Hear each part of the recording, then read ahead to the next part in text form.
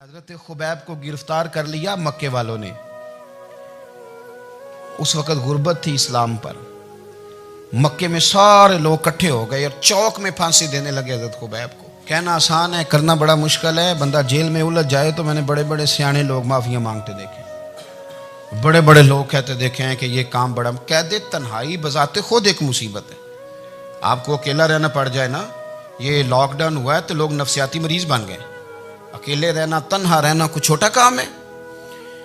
हजरत Khubaib अकेले और मक्के का दौर और चारों जानिब काफर, और चौक में जब फांसी पे लटकाया जाने लगा तो अबू सुफियान बोले और बोल के कहने लगे, यार बंदा कोई काम करके बड़ा पछताता भी है कि यार नतीजा क्या निकला। तो माज़अल्लाह आपका भी नतीजा तो फांसी है, तो आपका क्या ख्याल है।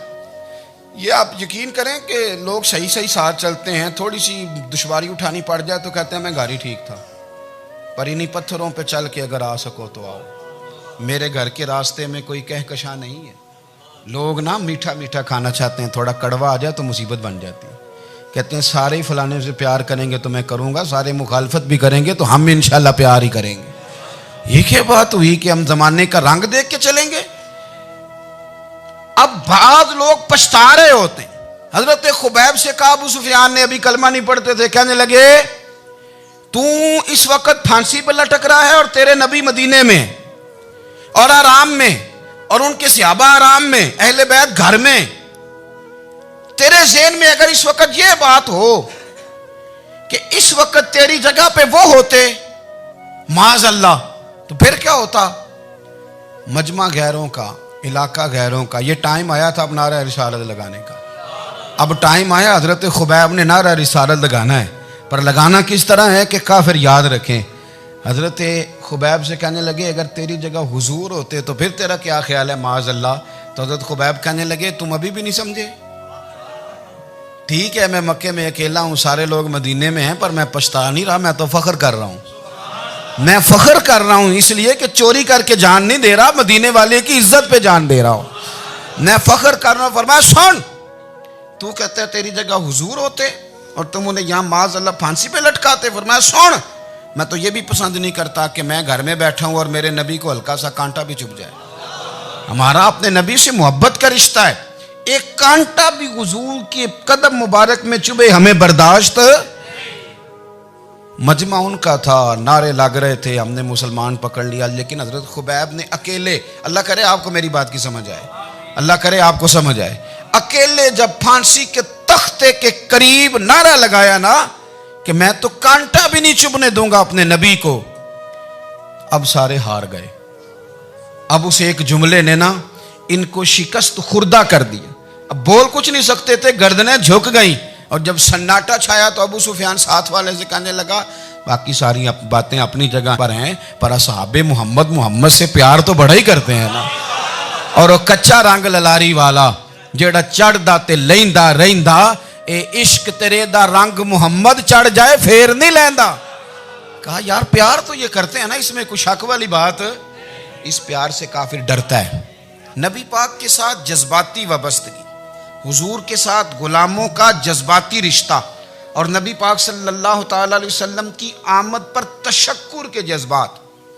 इमाम राजी ने लिखा है कि हज़रत मूसा कलीमुल्लाह अलैहिस्सलाम ने तौरात की तख्तियों के अंदर एक उम्मत का जिक्र पढ़ा कि जो उम्मत गुनाह का इरादा करेगी तो गुनाह लिखा नहीं जाएगा जब तक कर न ले, और नेकी का इरादा करेगी तो रब उनकी नेकी लिख देगा, और जब वो कर लेगी तो अल्लाह 10 गुना अजर अता करेगा।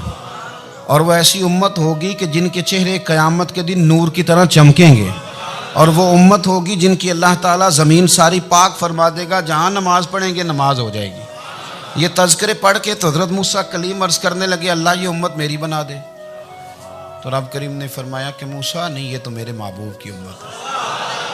फरमाया ये तो मेरे नबी पाक की उम्मत, हुजूर की उम्मत। अल्लाह अकबर। हज़रत मूसा मामूली आदमी नहीं, वो जलीलुल कद्र पैगंबर हैं जिनका कुरान के हर सिपारे में तज़किरा है, कहीं वाज़े तौर पे, कहीं इशारतन, हर पारे में। और हज़रत मूसा अल्लाह के वो नबी हैं जो रब से डायरेक्ट बातें करें कोहे तूर। कहा ए मूसा ये उम्मत तो मेरे नबी की है। तो हज़रत मूसा अलैहिस्सलाम अर्ज़ करते हैं, इमाम राजी ने लिखा है, कहते हैं अल्लाह फिर मुझे अपनी नबी की उम्मत में शामिल कर। ओ यार, हमें लोग कहते हैं मिलाद ना मनाओ। जिस उम्मत में आने के लिए हज़रत मूसा ने दुआ मांगी, जिस महबूब की गुलामी के लिए, हमें तो दुआ भी कोई नहीं मांगनी पड़ी। अल्लाह ने फजल से ही मदीने वाले का गुलाम बना दिया। तो हम हुजूर के तज़किरे ना करें, हम तशक्कुर ना करें, हम नबी पाक सल्लल्लाहु अलैहि वसल्लम की नात ना पढ़ें, हम हुजूर के आने पर जश्न का इजहार ना करें। हर वो जायज़ तरीका जिससे इजहार खुशी हो सके वो मिलाद पे करना चाहिए और उसके लिए असबाब बनाने चाहिए। उम्मत का एक जज्बाती अंदाज होना चाहिए नबी पाक के साथ, एक वारफ्तगी, एक ज़ौक़, एक तबीयत के अंदर विजदान। नारा मतलब इस तरह ना हो कि बस चल रहा है काम। मैं नहीं हूँ कायल, मैं कहता हूँ पहले तो कोई लगाए ना, और फिर नारा जब लगता था ना तो मुसलमानों के यहाँ नारा लगता था तो बड़े बड़े लोग कांप जाते थे। सूफिया ने लिखा है कि हज़रत उमर ने जब कलमा पढ़ा ना तो 39 बंदे कलमा पढ़ते थे। तो नबी पाक ने रात को दुआ मांगी, ऐ अल्लाह उमर को मुसलमान करके इस्लाम को इज्जत दे।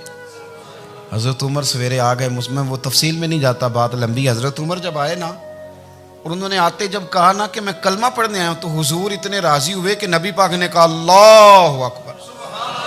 तो सहाबा ने नारे लगाए अल्लाहु अकबर, अल्लाहु अकबर।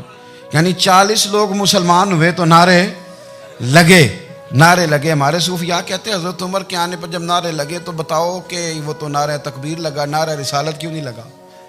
तो कहते हैं गोया हमें हुजूर ने ये समझाया है, हुजूर के इशारों ने समझाया है कि मैं अब अपने नारे खुद तो नहीं ना लगाऊंगा, मैंने तो अल्लाहु अकबर कह दिया, उमर आ गया है, मेरे नारे लगाता रहेगा।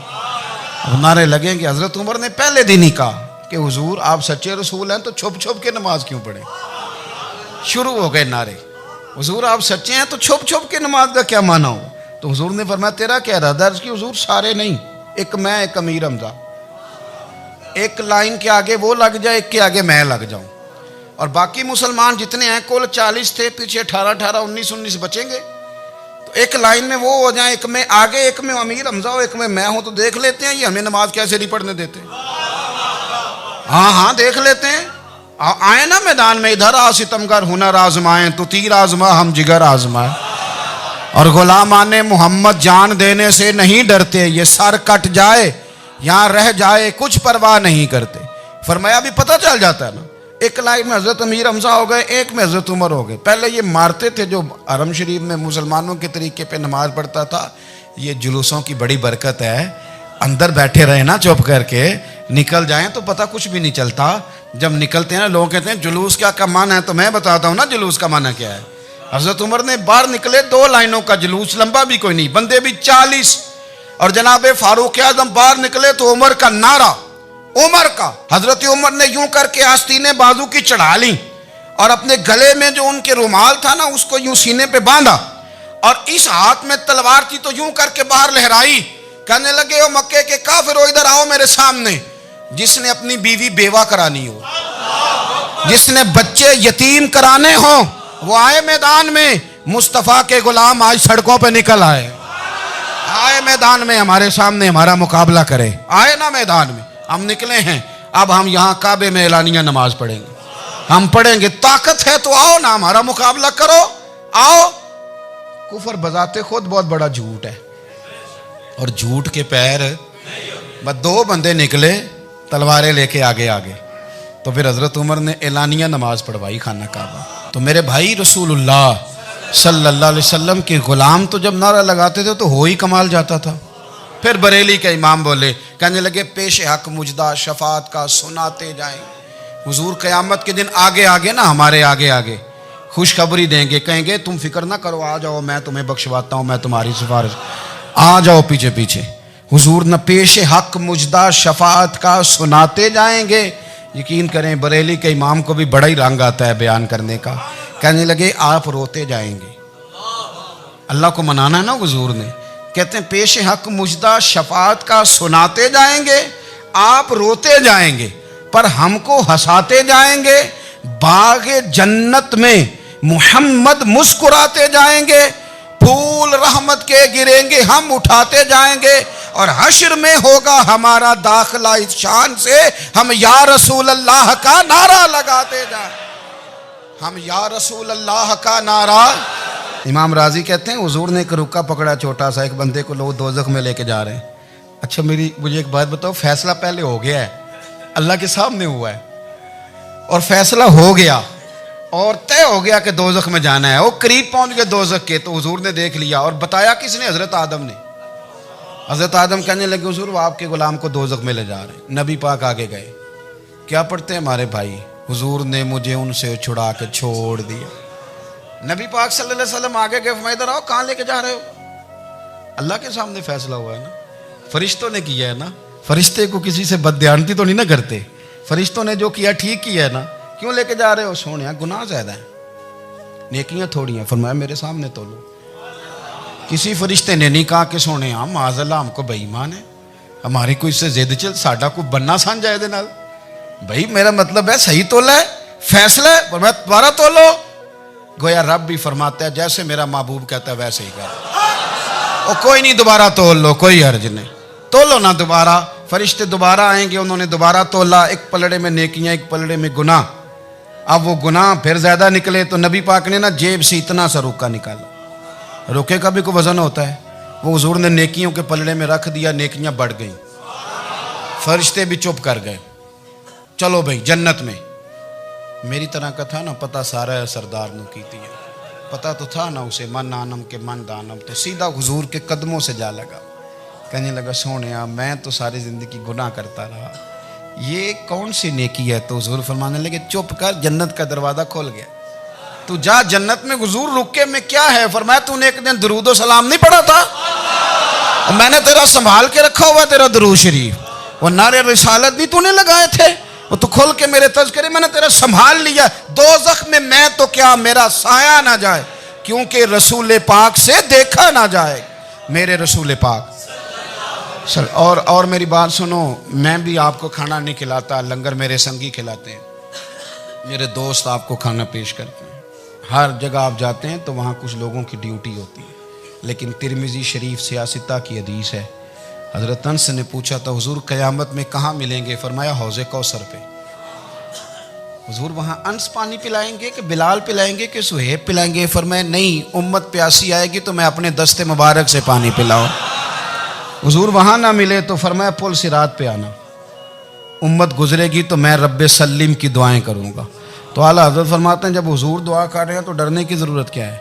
खुदा की रज़ा चाहते हैं दो आलम, खुदा चाहता है रज़ाए मोहम्मद, रज़ा अब पुल से वज्द करते गुजरी कि है रब्बे सल्लिम दुआए मोहम्मद सल्लल्लाहु। तो हुजूर वहाँ मुलाकात ना हुई तो फिर इस हदीस को भी ये हदीस मजबूत कर देगी। हुजूर फरमाने लगे फिर मिज़ान अमल पे आ जाना, उम्मत के अमल तोल रहे होंगे और मैं कामयाबी की दुआएं मांग रहा हूँगा। तो जिसके लिए हुजूर दुआ मांगेंगे नाकाम होगा, नाकाम होगा। अपने बच्चों को हुजूर की मोहब्बत सिखाएं, नबी पाक सल्लल्लाहु अलैहि वसल्लम की गुलामी करें। आपका रिश्ता नबी पाक के साथ मजबूत होना चाहिए, आपके ताल्लुकात हुजूर के साथ मजबूत होने चाहिए।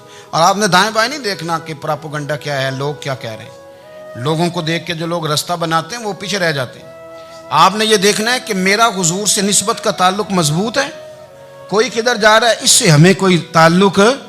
इस वक्त आलमी हालात क्या हैं, कौमी हालात क्या हैं, मुआशी हालात क्या हैं, जर्नलिस्ट क्या कह रहे हैं फलाने के, हमें इससे गरज नहीं है।